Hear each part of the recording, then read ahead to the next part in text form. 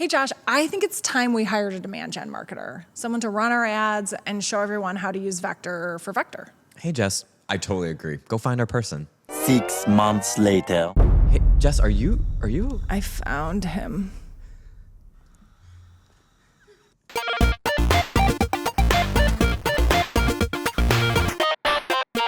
Hey, Josh, remember when we decided we needed to hire a demand gen marketer and then it took us 6 whole months to find a demand gen marketer? I do remember that. You were almost dead by the time Yeah. you finally found one. That murdered me. Yeah. What took you so long? It's a good question. Because demand gen marketer, I feel like, is usually one of the earlier hires on a marketing team because, pipeline. Yeah. And that's usually the closest thing you can tie to it. And it took us a minute. So let me go back to some early hiring decisions we made. So we hired me. The one and only. And then I very quickly was like, I need someone to do product marketing. Because I knew we were going to be a very different company in 6 months and probably a very different company again 6 months after that, which has now come true, right? I'm so thankful we had Alex Verdon, who's our product marketer, with us through that entire pivot and figuring out positioning. And so that was the smart first hire for our team. Yeah. But we also are a product for demand gen marketers. Mm-hmm. We sell to demand gen marketers. They are our daily user and power user. And so there was this feeling of we need someone to come in and kind of show us how it's done. We can see our customers are doing really interesting things with our product. Yep. But now we need someone to come in and run our ads and show us best practices for how we think we should be using Vector, how we think our customers should be using Vector. Yeah. It's great framing. I think to read it back to you, you came in and we're if we don't have any way to distribute into the market, it doesn't matter what we build. Yeah. So you nailed that. Then it was well, if we don't know what product we're building, it doesn't matter what we distribute, right? So Alex came in there and then we started to nail those two things and it's now we probably need to generate some pipeline and capture all the stuff that we were doing. So it was time. Yes. But boy, were they hard to find. That was a tough road. Yeah. It was a tough road. What were you looking for? I had 3 main boxes I needed this person to check. First of all, I needed them to be great at running ads because that is what we're all about. That is what our product helps you do. And we needed somebody who was that was their bread and butter. So I needed somebody to come do that and run Vector for Vector. Yep. Second, I needed them to be customer facing on day one. Yeah. And prospect facing, frankly. Yeah. Get into sales calls, show them what you're doing. Be kind of the facilitator or the translator for sales to get in there and be hey, here's what I'm doing that's really interesting. This actually would make a ton of sense for your business based on what you've shared with me. Oh, you're running ABM? Yeah, this is how we're doing that, right? Someone to go in and show them that we're also walking the walk, talking the talk, and we have the same challenge as you do. Yep. But here's how we're solving them with this same product. And so that was really exciting to me. And third was someone who was willing and able to build in public. So, we have kind of this history of having folks on the team, you, me, Alex, Sarah, who are really good about talking about what we're doing in the company, get people excited about the things that we're building and how we're building them and how we think. And I wanted our version of our customer, seeing themselves in this person and being able to talk about all the things he or she was doing with the product and how it was growing the business. Yeah. Well, all 3 of those were interesting. I remember, in episode 1, we talked about raising our Series A. One of the things that was hard for me to overcome in the Series A was we're an ads product, but we don't run ads. Yeah. Right. So that was number 1 for you. It was Right. someone to come do what we do. Yeah. So that was huge. And then to your second point, we didn't have a user of our own product inside of our company. Yeah. And so it was the role was unique in that we wanted them to almost be a marketer while also influencing our product, tell us what's working, what's not, which was unique. And then the third one, which if you add all 3 together, just made this finding a unicorn, was we market to marketers, and like we have a history of hiring people in our marketing team that are essentially part of the marketing story. Yeah. And so we needed someone that not only felt comfortable like being on camera and writing playbooks and stuff, but like someone that kind of like wanted to build a brand and an audience. Yeah. And like those three things were very unique about the role. Totally. And hard to find. Yeah. So we decided we were pivoting in July. Yep. And at that point was when we made the decision, like we're pivoting to ads. Yep. And now we need to find someone who will come play that role. Is for that us. when you open the role? Was Yeah. July? Yeah. Good Lord. July. What were you doing for 6 months? Let me tell you. That's what this whole episode is about, Yep. Josh. Well, I opened that role in July, and I was very clear in the job description, like, this is what I want. And at that time was when I started talking to other marketing leaders who were also hiring for demand gen roles, because I wanted to understand what were they looking for, what were some like green flags, some red flags as you were interviewing people? And also, do you have some folks that like weren't quite the right fit for you, but were still amazing? Do you have and any like, could you like give them to me? Were other people keeping roles open for as long? Like, did it take other people 6 months, or did you just really suck at hiring? Just really bad. No, every marketing leader I talked to was like, this is the hardest role I've ever hired for. And I think it's because there are many. Demand gen marketer means a lot of different things to a lot of different marketers. Yeah. And there's many different titles that kind of feel interchangeable but are not. Yep. Right? There's performance marketer, there's growth marketer, there's demand gen, there's ABM. They all kind of fit into the umbrella of demand gen in some flavor. Yeah. And so I knew we were looking for a pretty, I knew demand gen was the right title because I envisioned this role someday overseeing a demand gen team that probably had ABM in it, that probably maybe had some performance in it, that had some growth marketing in it. Yeah. Potentially events underneath there. I don't know, right? But I wanted it to be flexible enough to allow for that. Yeah. Well, and I think one of the things that's difficult is marketers only get to experience like the version of marketing their company lets them do, right? Yes. You and I have talked about this before, right? Like we've been at companies where it's just like write the blog post and like hit send kind of thing. Yeah. And like we particularly weren't looking for like performative fake marketing or checklist marketing. Correct. Where like this person's going to do events, they're going to do ABM, they're going to do all this sort of stuff. And there's a lot of marketers out there that just like haven't had the opportunity to like run all of those things because they're working for like old school companies that are just like write the blog, send the newsletter. We call it marketing. Right. Yeah. Run the ads, report on the ads. Run the ads, report on the ads. Right. And I wanted somebody who, one, found the product just like fascinating and was excited to experiment with it and figure out like what is the best way to use this? What is like the guide and how can I write the guide? Yeah. And so that was really the person I was looking for, somebody who was ambitious and excited about that kind of flexibility and autonomy and trust in this role. Yeah. Which isn't for everyone. It is not. There's certainly people that are just like, I kind of enjoy being a cog in the wheel. Totally. Like, that's fine. I like running the campaigns and optimizing the campaigns and reporting on the campaigns, and that's totally fine. This was just a different type of role. Yeah. So we put that out there in July. I think I got like 60 applicants in the first 48 hours just off of my post in my LinkedIn inbox, which is rough, but a good problem to have. And so I sorted through those folks. I also brought in people who colleagues had interviewed that weren't quite a right fit for that role, but could be for this.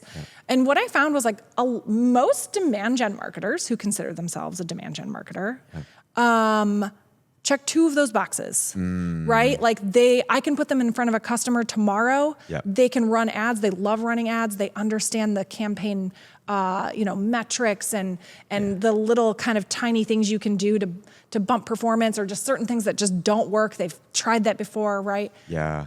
But they're not willing and able to build in public. They're like, that is not their bag. Which like isn't like shade on them, right? Like it's like we particularly were looking for a unicorn. Yes. And we kind of accepted that like well, man, if you're really creative and good at like running ads, like you might not also be the right executive presence. Correct. Right? Like there's like just two different cups of tea. Yeah. Trying to find one cup that has all of those in them was really hard. We had that Venn diagram of person too, where it was like, they're great at running ads. Yeah.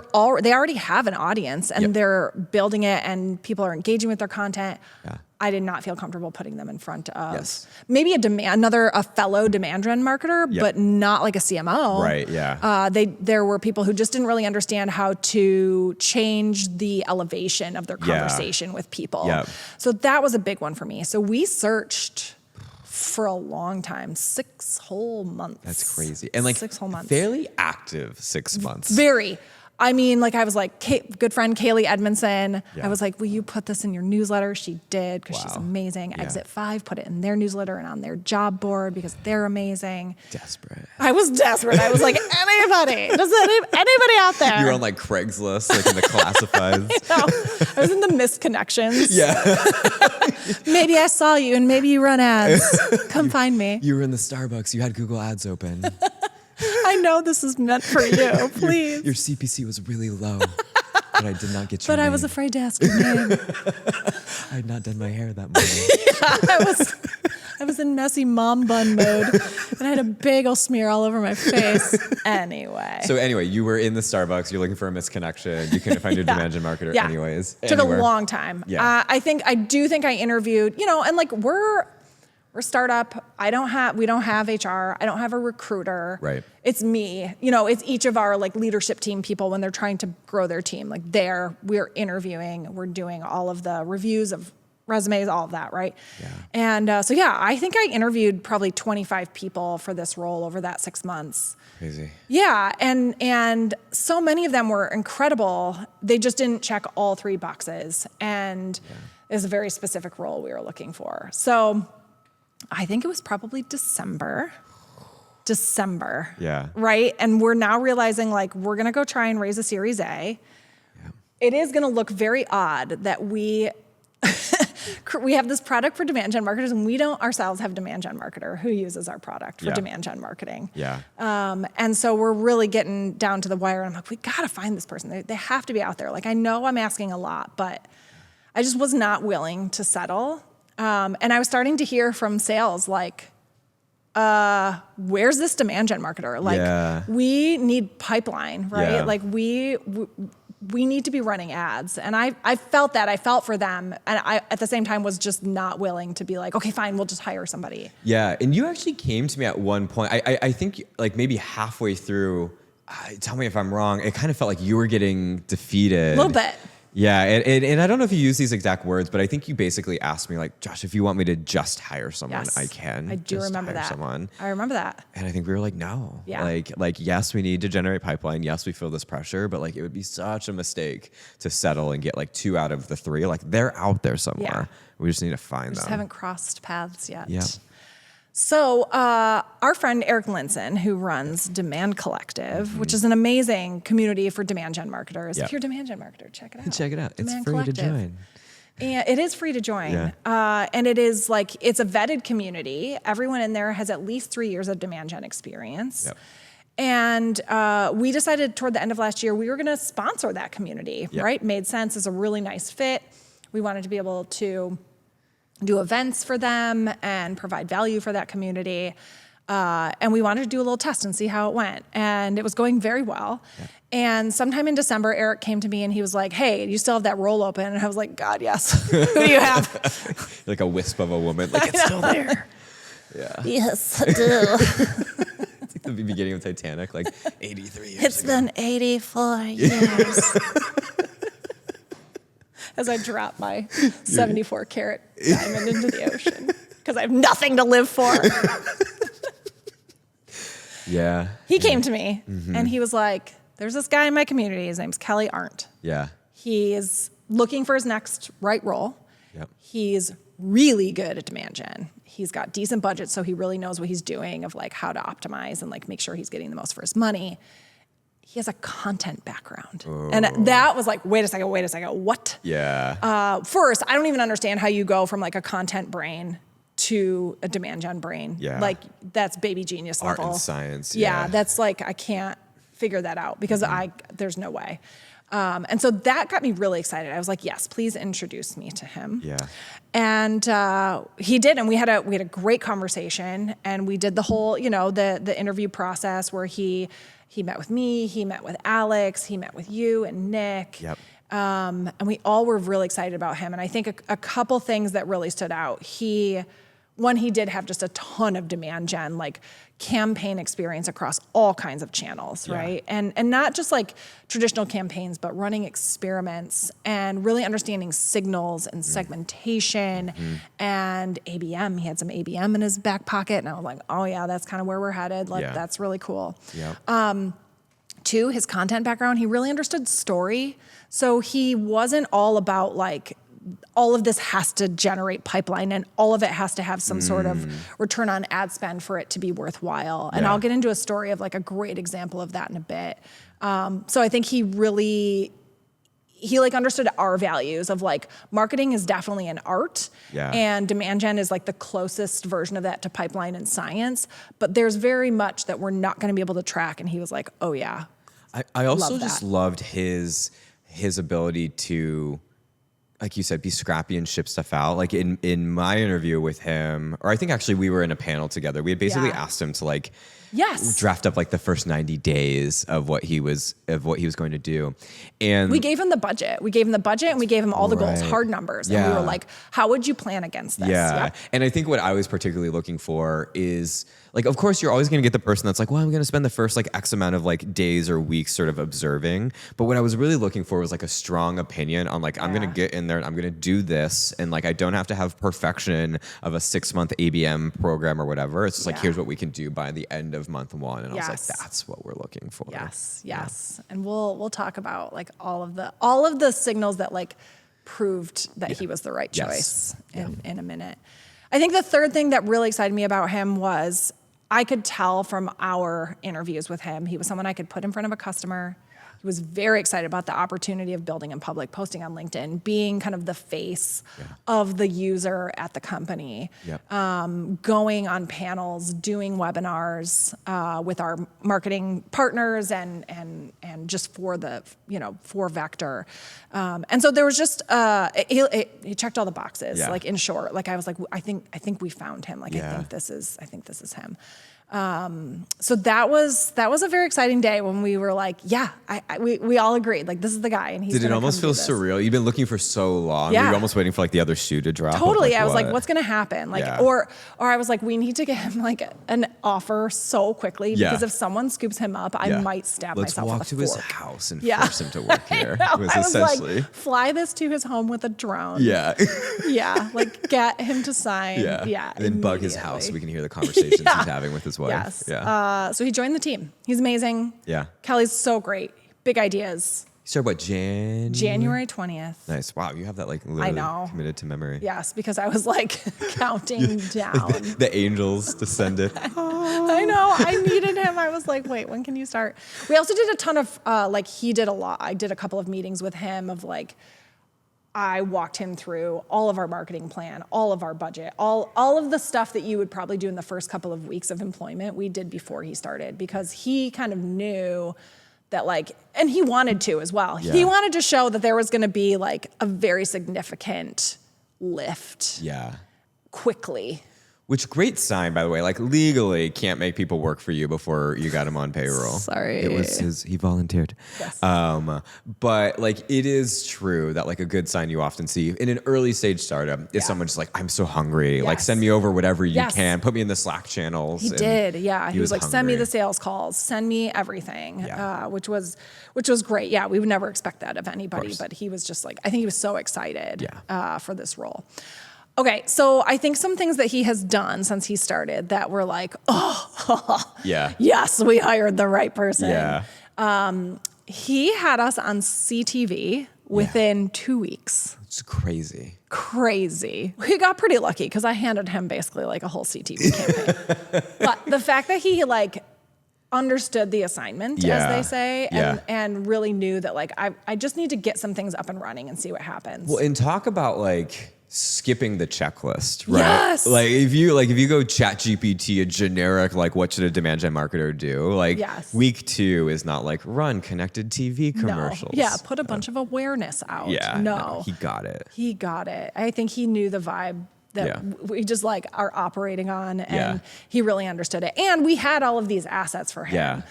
We had a series of 4 like very funny built for CTV ads. We had an explainer video. We had a UI walkthrough. We had a ton of ad creative that like hadn't really had the full force of a really good demand gen marketer behind them yet. Like it was me. And that's not me. Not your thing. No. And by doing CTV, we were able to use like our own products targeting to do like make sure like the right people saw the ads. And so like in one fell swoop, he like launched a campaign, also sort of leveraged our product, gave us feedback around it. Like it was a win-win. Let's talk about this. Yeah. All right. So this is what we have been calling Kelly's like surround sound play. So within LinkedIn, not everyone knows this. You can run CTV through LinkedIn. It gets real powerful when you can do contact level targeting. So he used Vector to create a 180,000 person audience of our kind of target, ICP. And he put in front of them through LinkedIn CTV ads. Just some like single image ads of varying flavors, right? A bunch of different messages just to kind of test those out. And thought leadership ads that had been posts that someone in the company had written that had done really well organically, or they came from an influencer and they had done really well organically. And so we put them kind of into another bucket. So all of these same folks who are, marketing leaders or doing or running demand gen, doing or running ABM, they're all right. Their ultimate goal is pipeline. And how in this new world order of AI, am I going to build pipeline when I'm losing 30% of traffic to the site to AI answers? And so we kind of have this really beautiful story around how like paid becomes a really great, reliable nurture channel when a lot of your organic traffic is kind of dying off because of this new world order. You had a really interesting insight. You had called me, I think after you're part of like Mark Killen's, what does he call his group that he has? The marketing mastermind. Marketing mastermind. So you're in this like professional development community. And you had called me, and I think you had sort of like this like aha moment where it sounded like you guys were having a mastermind discussion around like channels and their efficacy and things changing, and how we have, used to send newsletter emails, and this was like how we generate awareness. And I guess the question was essentially like, well, what now? Right now that all these channels are changing. How else do we nurture? And you had like a really interesting like framing on it was like, well, at Vector, like the way we're doing it is we're able to use ads for nurture because we understand who is landing on the site and why, what content are they looking at, or what are they researching? What kind of intent topics are they focused on? What ads are they clicking on? So we know what message resonated with them. And so we're able to like understand that and nurture around those messages with ads. And their eyes like lit up. Like it had never occurred to them before to be able to use ads in that way, besides maybe like a typical traditional retargeting place, like the best you could do besides because it wasn't really possible before, right? Like you only had, like you said, either retargeting or like top of funnel, but then you had to like convince leadership, like it's not going to like result in anything directly, right? So like you had 2 issues, like you couldn't do the right targeting of the right people. And then 2, like when people engage with the top of funnel stuff, like you knew they weren't going to fill out a form, but you couldn't even prove they were there at all. Right. You have no idea who they are. Yeah, he crushed that. And just from a technical perspective, LinkedIn supports like Paramount and Peacock. And like they've got a pretty good... They're on legit channels, We're on like Hulu and Warner Brothers. And we're on Disney Plus. Like, I mean, we even had like some folks in our network who were like, holy crap, I just saw a Vector ad while I was watching, How to Get Away with Murder. Thursdays at 7. You still watching that show? No. Why is that the first one that You're popped like in my Ghost brain? Whisperer with Jennifer Love Hewitt. That's oddly specific. Deep cut. Jess only watches shows related to ghosts. Dead people, murderers. Ghost Whisperer, Ghostbusters. Yeah, that's it. Vector's I've commercials. changed my whole way of watching television since joining this company. So he's been running this surround sound campaign, same audience. We know exactly who they are. Yeah. All of them are ICP. They're getting CTV. They're getting single image ads. They're getting thought leadership ads. Amazing. Second huge green flag for Kelly was he allowed us to start doing ABM or start setting up an ABM program much earlier than I think we would have traditionally, right? Like as a company of our size at our kind of current revenue, I don't know if we're there yet, but I think because of one, the nature of our product and him having that kind of ABM background, we were able to stand up a pretty sophisticated ABM program, actually. And so we're really in the middle of that right now of like, you know, what are the signals that kind of show us someone is super ready to buy? Yep. And how do we kind of turn that into, through Vector, a named kind of contact level segment? Yeah. What's the message that matches that? And how are we going after kind of these target accounts that we know, like, okay, these are the 60 for the quarter that really matter to us. Yeah, he proved to us how quickly you can move on stuff. Like when he first said, like, we're going to roll out an ABM motion, I was like, what? How long is that going to take? Yeah. But he did a great job partnering with RevOps, sort of like getting the buy-in of the systems, and then just like very quickly like figuring out like what are the minimum things we need to know of like which accounts are surging and we should focus on. Just speed was huge. Totally, which I so appreciate. I think we all do in this startup environment.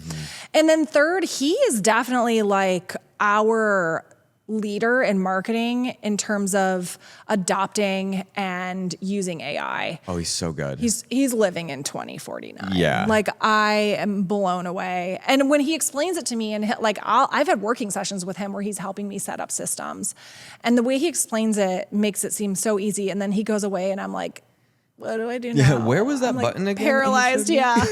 Yeah, he's super good. He's so good. Didn't you even at one point like run like some workshops with your team that he sort of like took maybe lead or charge of showcasing how to build stuff with AI? Absolutely, yeah. So we're really trying to use it now as like we can all build our own kind of things that we need to for our own use, but there's also something to be said about as a team, like what are we doing together to build an AI to make sure that we're doing things more efficiently, like as an entire team, challenges that we all face together that like we could probably solve with some sort of AI build. Were you specifically interviewing for AI skills?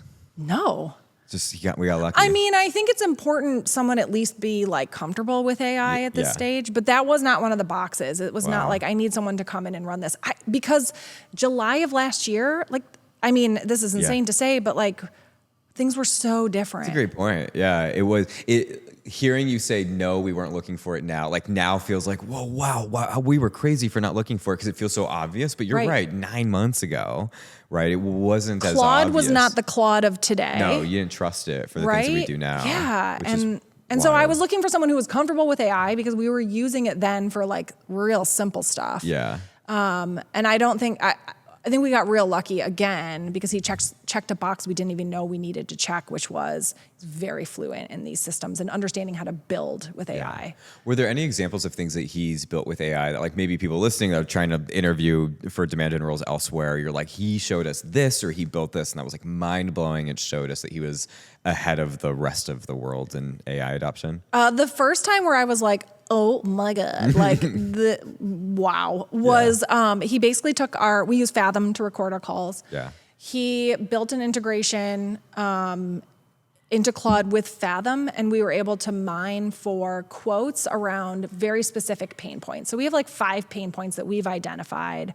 for demand gen marketers who come to us that feel very consistent and things we can solve. Yeah. And so he built this whole thing that would mine sales calls for those kinds of quotes that like were proof of pain points. Crazy. And it's okay, you can't build like, pipeline out of that per se. However, you can write real great ad copy. Yep. You can understand like, oh, there's a whole theme here. We need a piece of content around this. So it's a lot of strategic work that I think I didn't realize was possible until he started to show us like, no, these are the kinds of things you can build pretty easily actually. Really cool. And get really great insights out of. Love that. Yeah. Hey, Josh. Yes. Do you know what time it is? What time is it? It's time for positive affirmations. That's where we like stare deeply into the camera, a little uncomfortably. Yeah. It's kind of corny. Yeah. But, we like to make people feel good about themselves. Tell them what they need to hear. Marketers need it. It's a tough world. It is. Let's do it. Dear marketer, your branded merch goes for triple on eBay. Dear marketer, your in-person events create FOMO for the people who were there. So the net is like you went on a war path to basically find the demand gen marketer, which I feel now makes you really equipped to give advice on like what to look for, what not to look for. Yeah. If you had to synthesize down, like what are the key things you're looking for when hiring a demand gen marketer? What would you say? Okay, I have 3. Okay. First, I would get very specific about the type of demand gen marketer you need. Okay. Right? Like I had 3 boxes. What are your 3 boxes that you need this person to check? They probably won't be the same as mine. But if it's like, I need someone who is really good at reporting. I need somebody who is great at, industry segmentation, right? Like really think about what it is your business needs in terms of demand gen. Yep. And go find that person. They're out there. I promise you, it might take you longer than you think, but they're out there. So that's the first one. Like really get specific about the type of demand gen marketer you need. Knowing that they come in different shapes and in colors and all of that. Like you're gonna kiss a lot of frogs. You can kiss a lot of frogs. If you're not running ads, you don't plan to run ads, you don't need a demand gen marketer that's got great ad expertise. Correct. Right? If you're going to do a lot of in-person events, you might want event expertise. Exactly. Yeah. Yes. Yep. But that all falls under demand gen in some flavor, shape, form, right? So great tip. That's the first one. The second one is show them your budget. Make sure you set up the expectation around this is the budget that you will have. Yeah. And these are the goals that we expect to hit with that budget. So we shared all of that with Kelly before he was hired because I wanted him to know what he was coming into. Yep. We don't have, we are now a Series A company. We have some money in the bank, but like even then, we aren't spending hundreds of thousands of dollars a month on ads, right? I wanted him to understand the first quarter, you're going to have 60 grand. Yeah. What do you think we can accomplish with 60 grand, knowing that at the end of that quarter, we need to be here in terms of pipeline and revenue? Oh, interesting. And so I think it just gave him a very realistic feeling around like, what am I actually going to be doing? What are the top priority things that I need to think about before I go in? Yeah. And like what chapter of the company am I coming into, Yes. right? If you're a demand gen marketer at Deloitte and you've got millions of dollars, right? And you're used to certain almost like standards of living, right? To do your role. And you all of a sudden you end up in a startup and you're like, oh, we don't have the resources for all of that. Yeah. It's very important. He was coming from somewhere with like larger budgets than what we have. Yeah. They're a more established company. Yep. And so, I wanted him to know like, this is what we have, but I know that we can get there if we're really smart about it. And he believed that too. So that was cool. So I would show them your budget, show them your goals, make sure that your expectations are realistic and aligned together. Great advice. What's your third? Third is don't settle. And it's really hard because like you said, I came to you midway through and I was like, should we just hire? Yeah. Should we just find someone that we feel good about, fits the culture, checks 2 of the 3 boxes, and we figure out the rest? And I'm so glad that you said no, because if you would have said yes, I would have gone and I would have hired somebody. Yeah. And it wouldn't have been Kelly. And I think, find the person who checks all the boxes. It takes longer. But like, hiring is a costly mistake if you hire wrong. Yeah. And that's a big one. Someone who's going to go in and run budgets for you, who's going to kind of be in control of, the trackable part of your pipeline. Man, you got to get that right. And I feel like that's just as much advice as is for the marketing leader that's hiring the demand gen role as it is sort of the C-suite or the founder that's asking the marketer to do that. Because if I would have put I put pressure on you, like we needed pipeline, but if I would have prioritized the pipeline over the pressure of picking the right person, that would have made you be in like a really tough spot. Yeah. And then ultimately it's like, okay, so you get a body in the seat, you find out over a 6-month period of time that they're not the right person. Yeah. You have to go through like the awful culture of like letting that person go. Then you spend another 3 months trying to find the right person. Like it's just better to take the right time the first time. Absolutely. Yeah. Oh my gosh. I can't, that morale hit like, yeah. No one wants to do that. I wouldn't have survived. Yeah. Okay, Jess, I know when we did our planning, I said I was going to triple your pipeline goal. But now that we've got a demand gen marketer, I think we could be able to 6x it, no problem. I think you're insane. Just 4x? No. Okay. Well, this was a great meeting. It was a great meeting. This meeting could have been a podcast. It could have. And it was. It was. This Meeting Could Have Been a Podcast is a Vector production. Vector lets you build ad audiences from real people that visit your site, click your ads, and research your competitors. Imagine seeing exactly who will see your ads by name before you spend a dime. It's a great time to be alive, marketers. Go give it a whirl at vector.co. See you next time.